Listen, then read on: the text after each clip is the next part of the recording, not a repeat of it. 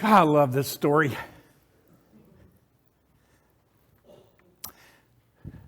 I'm going to talk about some of the meanings, but let's go back through the story. It's just too good. I find church people, sometimes comedy gets lost on us when we're in worship. Outside of worship, people generally have a sense of humor, but we come to church, we park it at the door. But the person telling this story had a sense of humor. I mean, this is a great, great story. Now, here's what I want you to do. Your homework assignment this week is to find your Bible. You know, it's stuck away somewhere, so blow the dust off and open up 1 Kings and read the chapter before this and read this full chapter and then read the chapter after. If we're going to get Elijah a good dose, we got to get it all because this is incredible.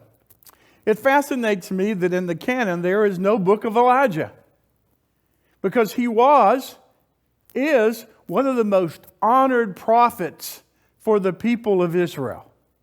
During Passover, a plate still gets set for Elijah. The doors are still left cracked in case Elijah comes in and joins. He is much loved and much honored, and yet we have no book named Elijah. This story should seal him a book in and of itself, right? If somebody named Jude could get in the Bible, surely somebody named Elijah should be there. So here's what, let's go back and review remedial stuff, because I'm going to be talking starting today, but all the way through Lent, about the prophets. 2 years ago, we talked about our spiritual heritage by way of the patriarchs, matriarchs, and then the monarchs. But we can't ignore the prophets. We need to consider these prophets, each one unique in a particular way. Okay? Fascinating. But we had to start with Elijah, the big one. Elijah is facing a time when Ahab and Jezebel have sold the soul of Israel. And of course, because the writers and storytellers were guys, it was always Jezebel's fault. Never mind that Elijah had no problem, going for a little synthesized religion on the side. The prophets of Yahweh, the God of Israel, were being slowly killed off. In fact, at one point, in order to save a remnant, there were 2 caves designated and 50 prophets of Yahweh were hidden in each cave. The prophets of Baal and Ashtoreth were everywhere. Today's text is dealing particularly, for whatever reason, with the prophets of Baal. Fertility gods and goddesses, all right? It's important because these gods were viewed to be crucial for the prosperity of the people of the day. So, Elijah has this whole thing going. He's a powerful person. Prior to this, we get the fact that God was taking care of Elijah, not held up in a cave somewhere, but God was sending birds down to this wadi, this wash, to feed him, to keep him sustained. At a certain point, God told Elijah to go over to this poor widow's house and her very vulnerable son, because the famine was incredible. The drought was just wiping people out. He goes over there and she has meager resources, and she says, I only have enough to have one more meal before we die. And he says, you take and make me a meal. And the woman was faithful because of Elijah's, I guess, his demeanor. And she made him a cake. And as a result, she was given resources to sustain her and her son until the famine and the drought and the famine were broken. That's the kind of power he had. Her son dies. Takes the son on the roof. He falls down on the son 3 times. Now, see, if I fell on you 3 times and you were dead, I might get you going again. He falls on the son. He's praying. And we have like the first resuscitation of a dead person in all of the Scripture. He's that kind of prophet. He meets up with old Ahab, and Ahab is shaking his finger, says, "Oh, are you the troublemaker?" Elijah says, No. Let's be clear who the troublemaker is. And out of this confrontation comes the competition. Get those prophets of Baal. Let's go up on Mount Carmel. Let's see how this plays out. Remember, it was important during the ancient scriptural day, with this religious syncretism, it was important for people to know who had the biggest, most powerful God. They get up there. The deal is each group, the group and then Elijah by himself get a bull. They build an altar. They prepare the altar. And now it begins. They begin beseeching Baal to come and take the offering. They begin asking, and it's a patient process. And they begin building. It's kind of like a preacher trying to increase the offering in the collection plate. Come on! Get with it. You're up there somewhere. You've got to be up there. Take this offering. And they're praying. Nothing. It's getting close to the anointed time, and now they're frantic because Elijah, in order to pour a little bit of salt in the wound, I didn't say he was humble. In order to pour a little salt in the wound, he starts goading them. Oh, well, maybe Baal's taking a walk. Or maybe he's taking a nap. Or maybe he's thinking of something else. And so you can imagine how irritating that would have been. No matter what. So now it gets even more cranked up because now they're cutting themselves and they're trying to do all kinds of things to get Baal to show up. Nothing. I could see Elijah over to the side with a sly grin on his face. He's got this. Now it was his turn. As a person who loves hyperbole because of the storytelling I grew up with, you got to love the hyperbole here.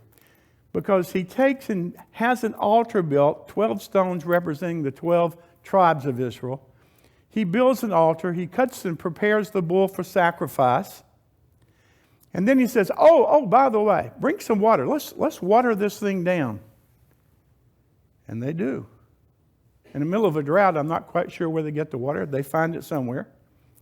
Oh, no, let's do it again. This is not quite soaked enough. Again, they just pour water all over the offering and the wood. Oh, let's try it a third time. Once again. Now it's drenched. Now there's water laying everywhere. And Elijah prays a simple prayer, asking God to receive the sacrifice. And the fire fell, and the bull was consumed, and the wood was consumed. And the storyteller says it even lapped up the water and left dry ground. What a show that would have been, huh? I just kind of think, wow, even Stephen King doesn't have that kind of imagination. Now, here's the thing that we didn't read. Gail kind of sent me a note when I asked her to read, and she says, why does it always get these like tombs, these long readings? And I told her, well, we could have read all 3 chapters, so she got off easy. What we didn't read, that's a little gory, is that it's a loser, it's a winner take all. So the 450 prophets of Baal end up getting slaughtered. If you read the Hebrew Scriptures, you can't have a weak stomach. You just can't. The people had a certain understanding of religious tradition, and it got played out in many of the stories. So today I'm not an apologist for it. I'm just setting and saying that that's the context we read the Scriptures in. The winner takes all. Here's what we need to learn from Elijah. It's not so much about the word that I'm focused upon in the series. It's upon the individuals and who they were.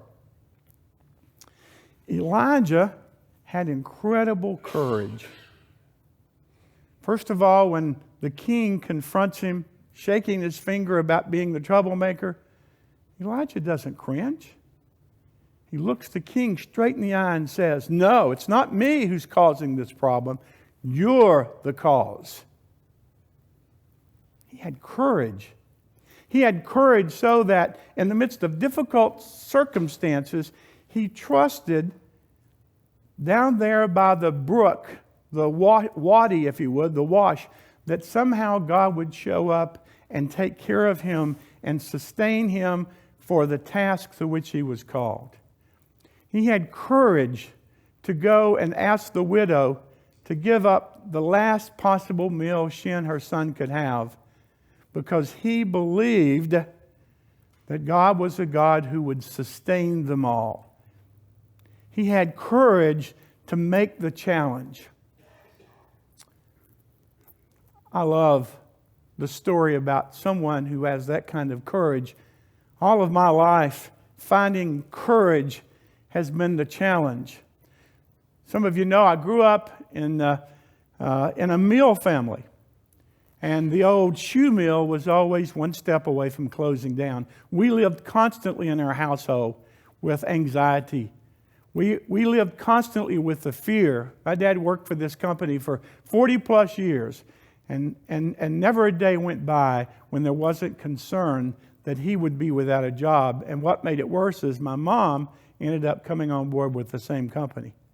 Double the anxiety. I have incredible appreciation for people who have courage to live in the midst of anxiety and face it. Early in my ministry, I spent too much time worrying about whether or not people were going to fire me. I look back and think what a fool I was, because, hey, they were going to fire me one way or the other if they wanted to. It really didn't matter whether I was anxious or not. But we grow up in the system we grow up in. And so for me to look at Elijah's courage, it astounds me. Second thing is, don't worry, I've only got a couple. The second thing is that he had incredible insight. He knew what later on we would find affirmed over and over again in the New Testament. This understanding that people can't live their lives with divided loyalties because it tears them apart. The nature of having integrity is to have a deep conviction in a certain truth or truths that will direct your life and give you resources for the journey. The people of Israel, they had divided loyalties. There was Yahweh, the God who had brought them out of Egypt's bondage, had saved them and delivered them into this land. And then there were the gods who were competing gods, and they were back and forth trying to figure out what was the truth. We all live by different gods, different loyalties. For some of us, we make idols out of particular values, and we hope that those will sustain and lead us.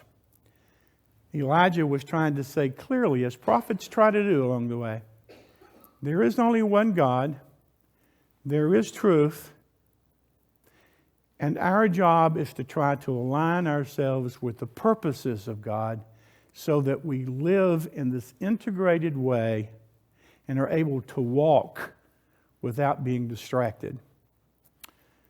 Thirdly, he understood clearly that there was a difference between the God he served and the gods that had been brought in by, as he saw them, the pagans. The gods throughout the ages always were defined by this sense of being out there somewhere aloof, and our job is to try to draw them in some kind of way, to do enough ritual, to do enough works that maybe we can make this God be on our side, whichever God it was.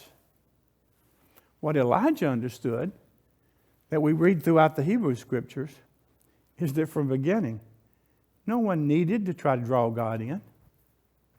God was always trying to draw the people back because we have been made for relationship. It's all about relationship. It's not about laws. It's not about do-goodism. It is about relationship, that God has made us, that our spirits would be integrated with the wondrous working of the Spirit. Elijah saw it. You don't need to try to compel God to show up for your crops. God's with you in the hard times and in the good times. And that's important. Finally, this may be even more important for some of us. Some days, it's the most important thing for me to remember. After the great victory, another thing we didn't read, Elijah ends up out in the middle of nowhere because Jezebel's threatened. And for whatever reason, he gets a panic attack. And he goes into this major place of despondency and depression and despair. Here's a guy who took on 450 prophets of Baal, won this incredible victory. His name is known throughout the land. And the queen points a finger at him, and he shrinks and ends up down there. God, just let me die. I'm through. Here's what's interesting. Did God walk away? Nah. God had to get him ready for the final showdown with Jezebel. He still had gifts that God wanted to use. In those places and in those days when you think you can't make another step, you think you're alone, you think the world hates you. There was an associate in Cincinnati who had gotten fired, and everybody talked about his Christmas Eve sermon. The world's all bad. We're all bad. Let's go eat worms and die. Not what people want to hear on Christmas Eve. But when you have that place where the world's all bad and nothing's right, let's all eat worms and die. That's not who God is. God has not walked away from you, even if you're not able to clearly see that God is right within you and beside you and around you. I need that some days. Not many weeks ago, we had an incredible Sunday. And I got home about 4 o'clock, because a lot had happened after worship in terms of visits and stops and such. And I went to the bedroom and I collapsed. I just told Chris, I said, I'm just through. Well, you know what? I've done this a long time. I've journeyed a long time. And I knew within that I wasn't, because God had never left me. No matter how I feel, no matter how difficult the next day may be, God will never leave me. You, us. Elijah's story is so wonderful to me, how someone could be have such incredible courage and insight and understanding, and then could fall into the pits of despair, and God still find a way to draw him out, to say, no, you're not alone, and I haven't gone away, and I'm never going to go away. What a great heritage from the prophet. What a great message for us to hear. It's almost as good as it gets.